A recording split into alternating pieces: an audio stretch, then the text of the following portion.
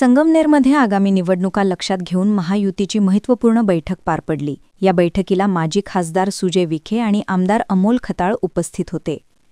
यावेळी सुजय विखेंनी थोरातांवर जोरदार हल्ला चढवत संगमनेरमध्ये महायुतीची ताकद दाखवली।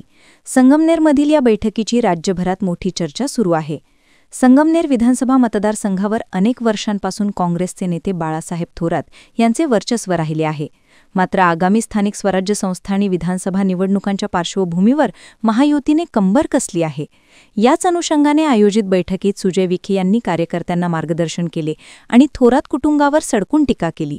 महायुतीच्या नेत्यांनी यावेळी एकजुटीने काम करून संगमनेरमध्ये बदल घडवण्याचा निर्धार व्यक्त केला। यावेळी आमदार अमोल खताळ यांनीही आपले मत मांडले। तालुक्याची निवडणूक हा शेवटच्या क्षणापर्यंत मी असेल, आमदार असतील, सगळे घटक पक्ष असतील, आपल्याला जर यश प्राप्त करायचे असेल तर ही निवडणूक महायुती म्हणूनच आपल्याला लढवावी लागेल। यामध्ये चिन्ह काय असू शकते। आपण जेव्हा विधानसभेला सामोरे गेलो तेव्हा विधानसभेमध्ये हा विचार केला नाही की चिन्ह काय। भारतीय जनता पार्टीचा तालुका अध्यक्ष शेवटच्या क्षणाला धनुष्यबाणावर जागा वाटपामध्ये जागा धनुष्यबाणाला सुटली, धनुष्यबाण शेवटच्या क्षणाला घड्याळाला सुटली असती तर घड्याळ। या तालुक्यामध्ये चिन्हापेक्षा शेतकऱ्यांचे अस्तित्व महत्वाचे आहे। चिन्हापेक्षा सर्वसामान्य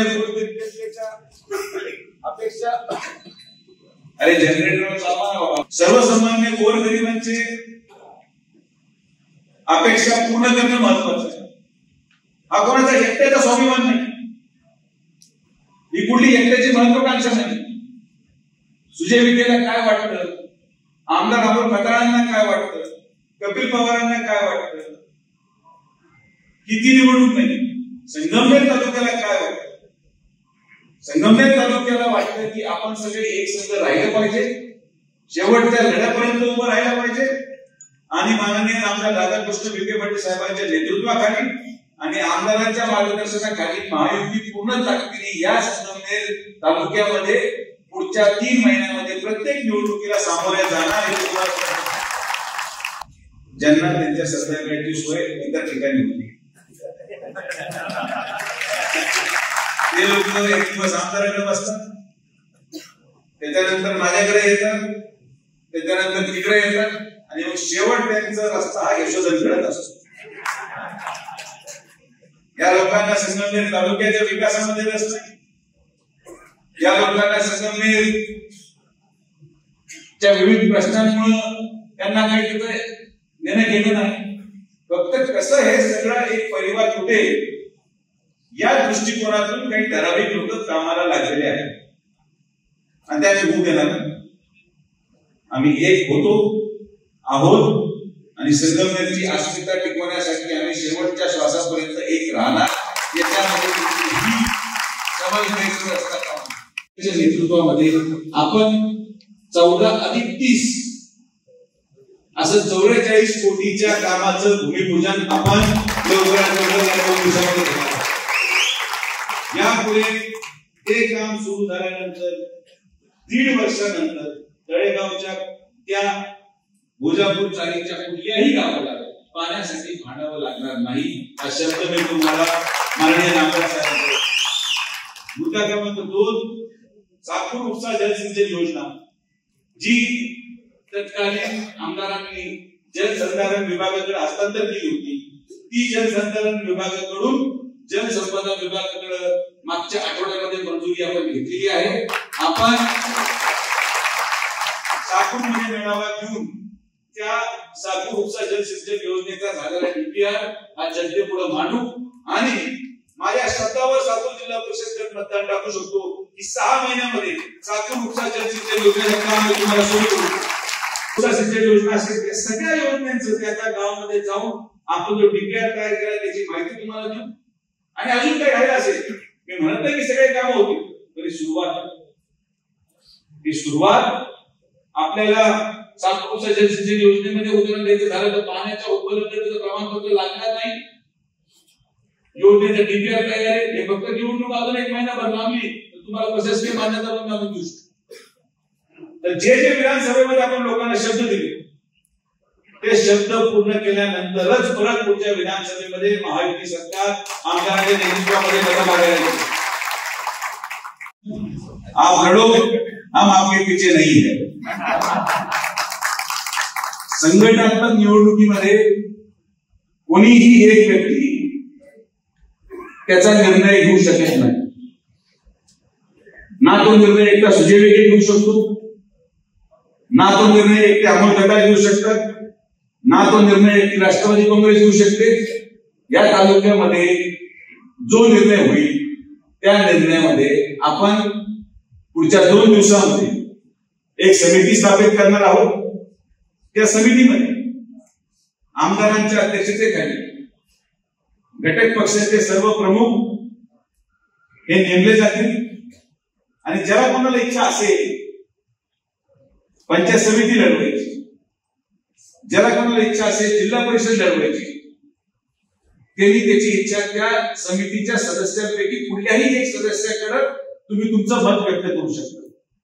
दादा 1 वर्षापूर्वी निवडणुकीची विधानसभेची असाच उत्साह, असाच जोश या सगळ्या कार्यकर्त्यांमध्ये होता आणि त्याच्या परिपाक म्हणून तुम्ही सगळ्यांनी त्यावेळेच्या पद्धतीने तनमन धनाने पडाला आणि आदरणीय आमदार राधाकृष्ण विखे पाटील साहेब असेल, डॉक्टर सुजयदादा असेल, यांनी ज्या ज्या सूचना दिल्या होत्या त्याचं पालन करून आज एक ऐतिहासिक असा निकाल या संघटन तालुक्यामध्ये आपल्याला बघायला मिळाला आणि आपल्या सगळ्यांच्या माध्यमातून मला दादांनी संधी दिली.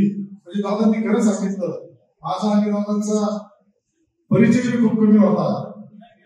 कामाशी आणि नामदार साहेबांशी जास्त परिचय असल्यामुळं त्यामुळे आज दादांनी ज्या ज्या गोष्टी सांगितल्या निश्चितच त्याच्यातून सगळेजण काहीतरी होत घेतात.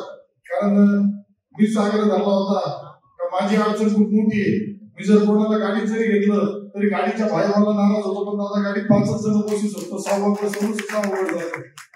आज जसं साहेबांच्या माध्यमातून दादांनी सांगितलंय भोजापूरला 44 कोटी आणि साकूर भागामध्ये उपसा सिंचन योजनेचा सुद्धा डीपीआर बनलाय. तर त्याबद्दल सुद्धा मी आपले सर्वांचे नेते आदरणीय आमदार राधाकृष्ण विखे पाटील साहेब, डॉक्टर सुजयदादा विखे पाटील यांचं अभिनंदन करतो. आणि या पद्धतीने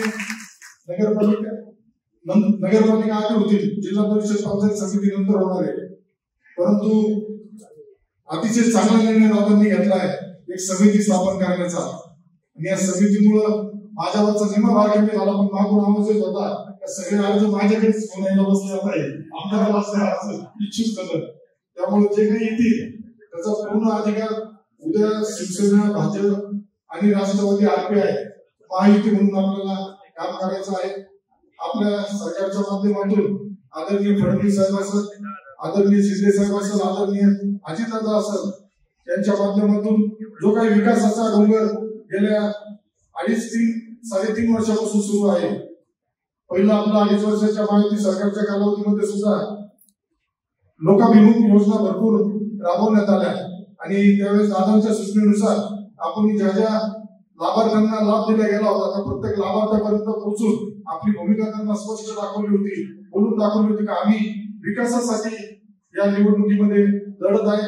परंतु दादा आता विकासाबरोबर आम्हाला थोड्या काही गोष्टी इथं छोट्या मोठ्या कुस्त्या कार्यकर्त्यांना करावं लागतात, पण त्या कुस्त्यांमध्ये सुद्धा आपले कार्यकर्ते चांगले आता तरबेज झाले. फक्त विनंती राहील आपण समोर सगळ्यांना जे उमेदवार आहेत ते दादांनी सांगितलंय साहेबांच्या फायनल हे जे आहेत नामदार साहेब आणि सुजयदादा करतील, परंतु त्यापूर्वी आपल्यातील जे काही थोडे काही प्रकार म्हटलं काही कालावधीमध्ये जाणवले, आज ते बोलणं योग्य नाही, परंतु नंतर बोलायला बी संधी मिळणार नाही. त्यामुळे फक्त विकास या गोष्टीला मानून आपण पुढे गेलं पाहिजे. प्रतिनिधी NTV न्यूज मराठी, अहिल्यानगर.